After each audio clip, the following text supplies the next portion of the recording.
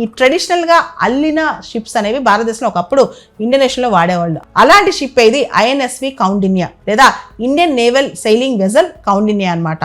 అసలు ఈ షిప్లో కంప్లీట్గా ఈ షిప్ బిల్డింగ్లోనే మొత్తం ఈ షిప్ స్ట్రక్చర్లోనే అజంతా పెయింటింగ్ యొక్క ఒక ఇన్స్పిరేషన్ వాడారు. షిప్ మొత్తం కూడా అజంతా పెయింటింగ్ ఇన్స్పిరేషన్ ఉంటుంది అనమాట.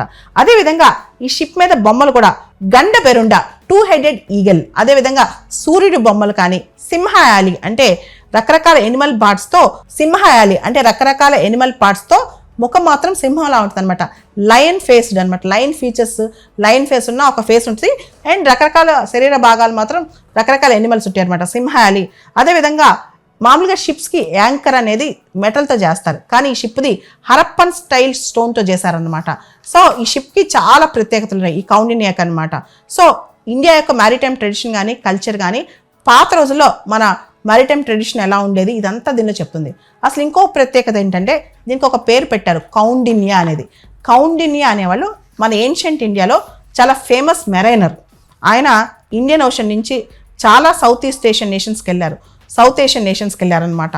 ఆయన కాంబోడియా, ప్రస్తుతం ఉన్న కాంబోడియా, అప్పట్లో ఆ ప్రాంతానికి వెళ్ళి అక్కడ ఒక ట్రైబల్ ప్రిన్సెస్ని పెళ్లి చేసుకున్నారంట. ఆవిడ పేరు సోమా ఆఫ్ యునాన్. ఈవిడిని పెళ్లి చేసుకున్నారు. ఈ కౌండిన్యా అనే పేరుతో అప్పుడు ఆ ప్రాంతాన్ని పిలిచేవాళ్ళు. స్లోగా అది కాంబోడియా అయిందనమాట.